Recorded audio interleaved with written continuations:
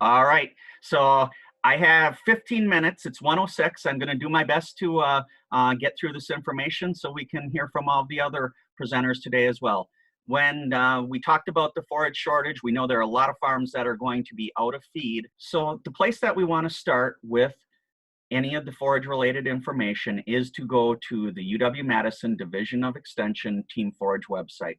There is still some of our traditional blue logo remaining in the background there, but bottom line is whether it's about information related to forage inventories or any topic at all, please visit that site. Specifically for today, we're going to look at links for tools and information related to making and managing a forage inventory. So the link I just shared with you was the top one there that gets you to the Team Forage website. From there, you can narrow down to harvest and storage as a section. The next link I put in, I did for a reason. Instead of jumping to forage inventory, if you get done listening to us today and you want to have more information, please visit this link for a presentation done by Brian Holmes at the Dairy Markets and Policy website. He walks through a lot of things and demos more than what I'll be able to do in 15 minutes here today. So then if you keep moving down to forage inventory, you'll get to the specific area. And the sheet that a lot of people are going to come across is making a feed inventory. One of the unfortunate things is that with times, links expire. And so here's an example of that front page of that sheet. First question is, why do we want to do a forage inventory? To establish your current supply to make sure you mitigate the risk of running out. You're going to be able to understand the total forage available and determine if there's a particular forage that you may run short of. People are weighing all their feed, so they mostly know what their current dairy herd needs are. If they know that, they know the quantity, they can figure out the number of days that that's going to last. And that'll tell us, do we have excess or do we have a deficiency? Continuing as far as reasons, and here's the second page of Brian Holmes' feed inventory sheet. 40 to 60% of our cost of producing milk is tied up in feed. And right now we know how slim margins are, so being able to maximize the profit margin potential. Determining your future storage needs as well. If we have feed that's being lost, not utilized, and needs improvement as far as preservation, that's an opportunity there as well. This next one, I'm sure Matt is going to talk about. What do you need to plant in the upcoming season? And then last but not least, if you determine that, you can figure out what you want to sell or buy and how to change the ration. So I can't say this enough without this gentleman here, Brian Holmes, who served as the professor in the Biological Systems Engineering Department for UW-Madison for years. Please visit this link if you want something more comprehensive and more demos than what I'm able to do today. Here we are going to look at the items above. The links are there for you, and we'll actually bring up the spreadsheets. I'm not going to demo them live, but we'll talk about feeding upright silos, silo bags, look at bunkers, and then look at silage piles as well. Huge disclaimer up front, and Brian would want me to make sure this is known. If there are sales involved, find a scale. None of the stuff that is going to be shared today is meant to simply say, all right, this is the price. Whatever happens, if you're not weighing it during a sale, someone's a winner, someone's a loser, because these are estimates, and we really don't want to have any unnecessary conflict as a result. So this is something a lot of people probably have seen over the years. It's a traditional corn silage chart for silos. So if we look at a 20-foot silo and we look at 60 feet, we can make our way over, and we would see that that silo would have 434 tons if we were able to fill it up to the brim. Well, that's not how things are on the farm. Especially this past year, we had silos that didn't get quite full. They've been feeding out of them, and now they have an amount remaining. So we need to figure out how to calculate the amount of feed that's in there. We're going to assume the settled silage depth was 55 feet. We're going to use dry matter. As you can see, 20 feet was removed, which means 35 feet remains. I'm already putting this up here as far as the table because it's in increments of 2, and I purposely wanted to do an example where we have a number where we have to split the average. So if we were to look at a 20-foot silo, we go at 55 feet. We're here between 134 and 140. The average of the two is 137. So that's how we get that number. Now, we know that this is going to be the quantity, 137.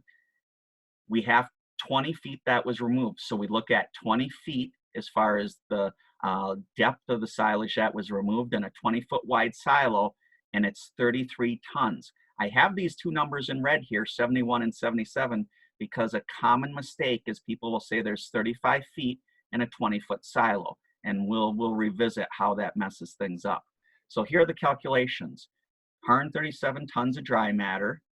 We removed 20 feet, or 20 feet that equated to 33 tons. 137 minus 33 equals 104 tons of dry matter left in the silo.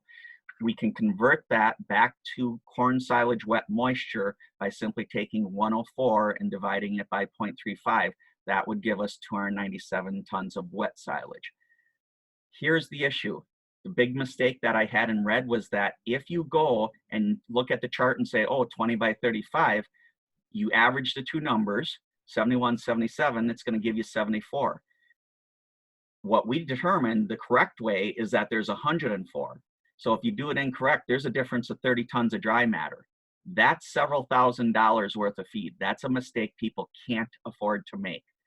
Again, these are estimates. Research shows that length of cut and siling time, whether you have a power distributor or simply a stationary one, lots of variation can occur, so these are estimates.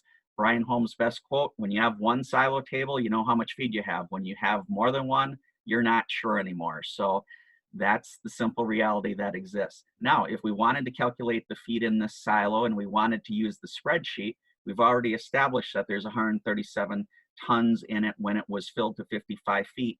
We have 35 feet remaining. Here's a look at the spreadsheet.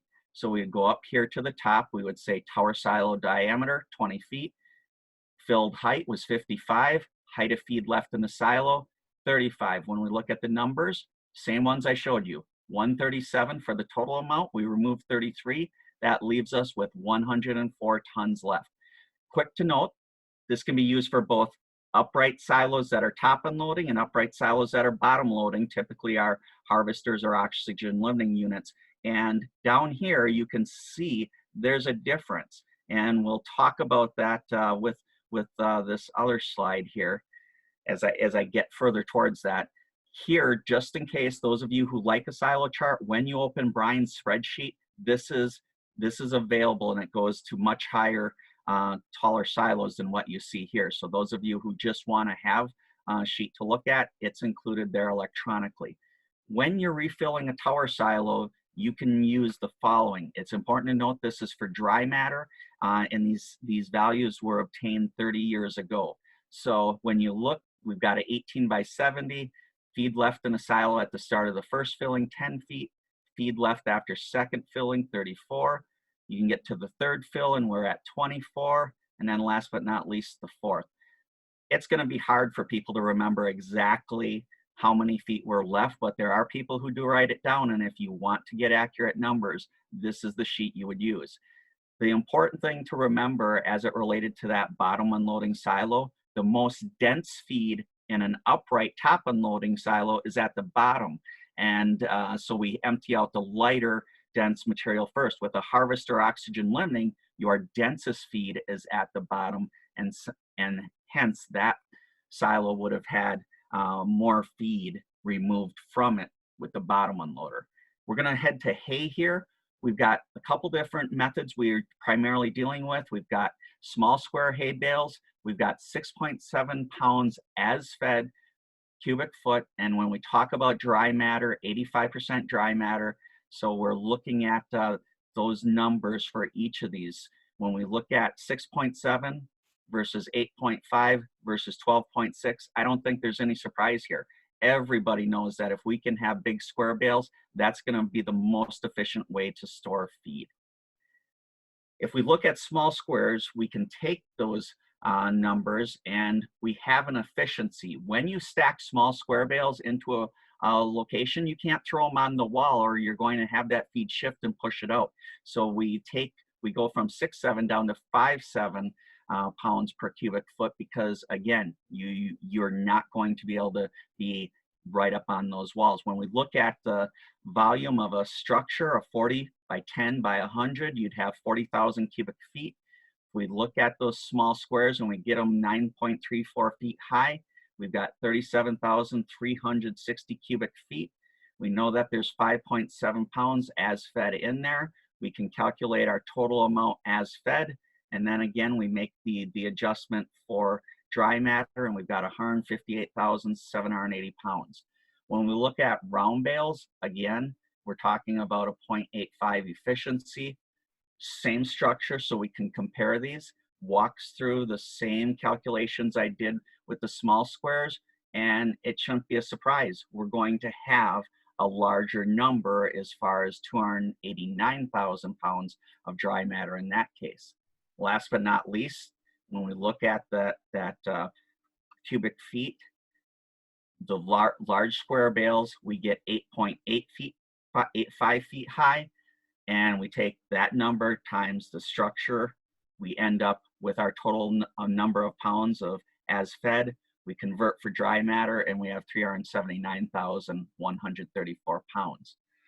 So that's one way of doing it. There's another way, and a lot of people may have grown up doing this. You count. Hard to count all the small square bales, but if we did, we knew we had 5,184, and we knew they were 40 pounds a piece, and then we converted that as far as dry matter, 0.85, assuming 15% moisture, we would come up with a value. Same with round bales. Round bales, you can count them, multiply the numbers out as we did with the small squares, and then we're going to end up with a total number of pounds of dry matter. Last but not least, probably the easiest to count, large square bales, 324 of them, 1,300 pound bale, we get 421,000. Again, multiplied to convert to dry matter, and there we are.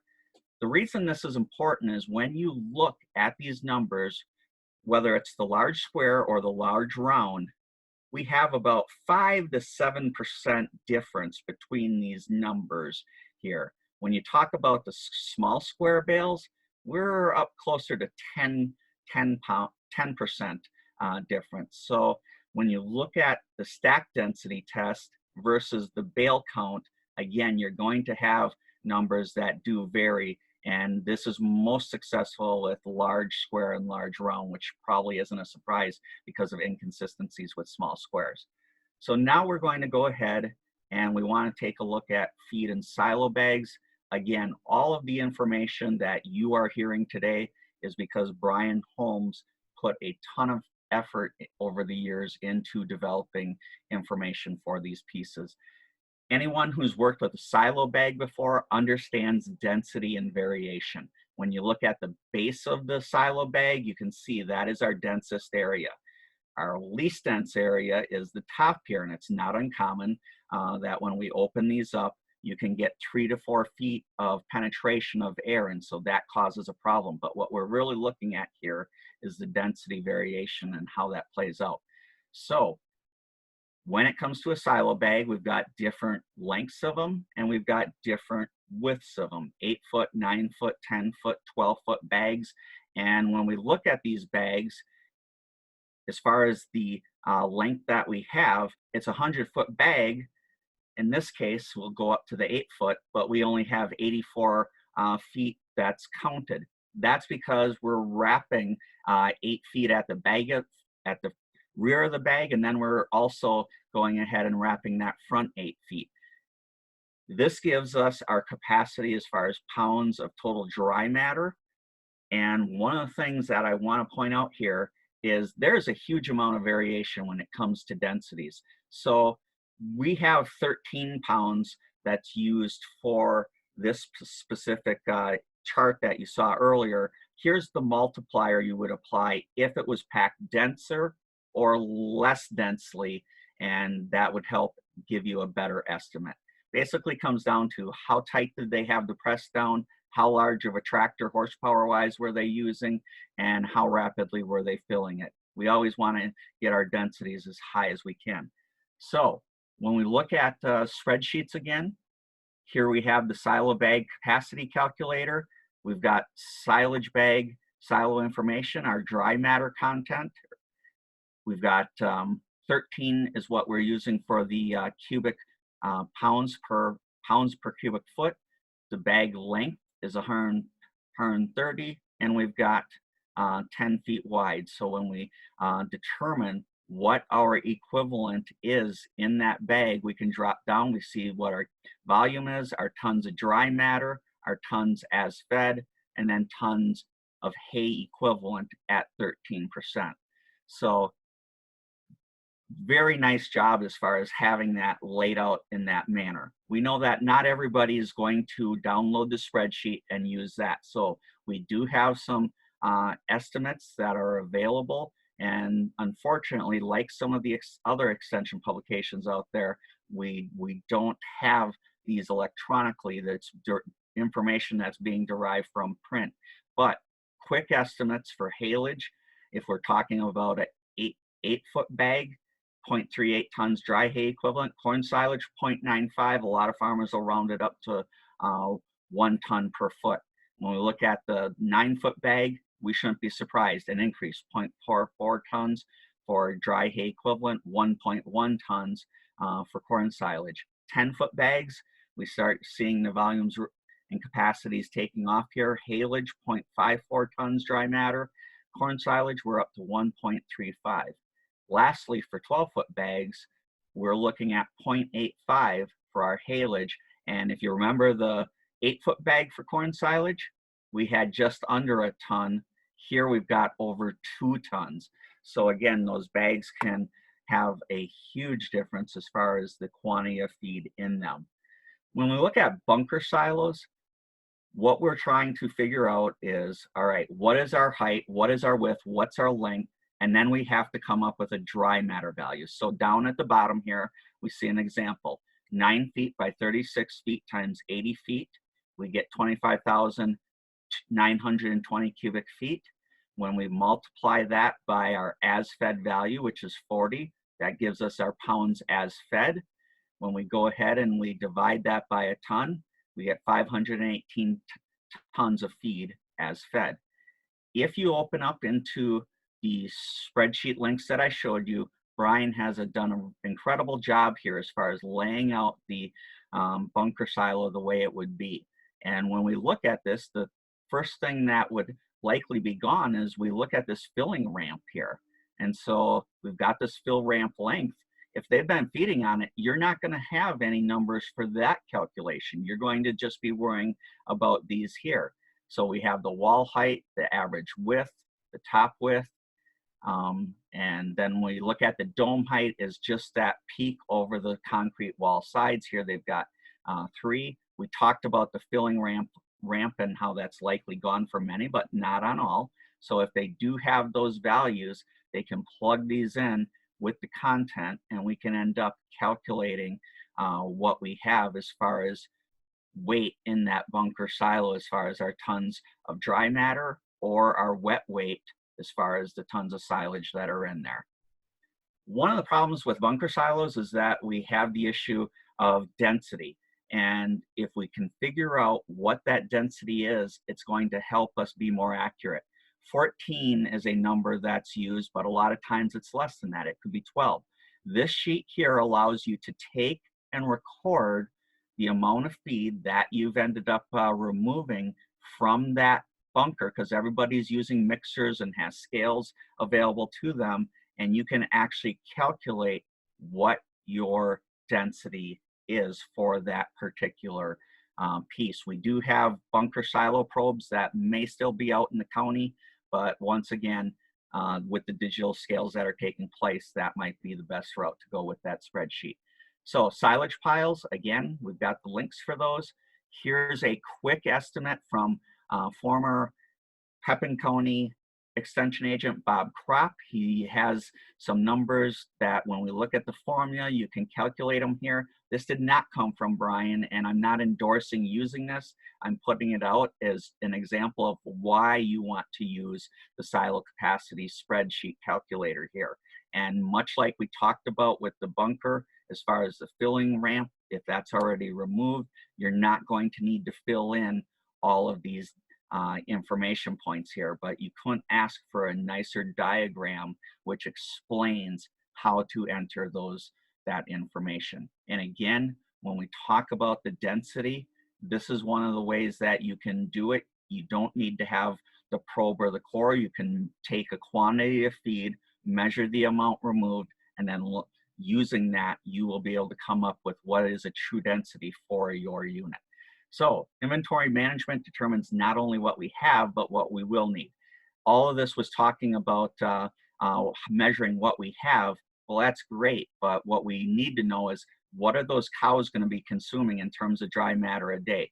These are estimates that I've gotten from peers and colleagues in the organization. They are not meant to be one-offs or the truest thing happening on your farm, but if you need to take a number as far as an average, so we go from lactating cows 50 to 55 pounds, heifers 25 pounds dry matter, you get down to those 300-pound heifers 10, and basically if you wanted to throw the whole heifer group in as an average, you would have 18.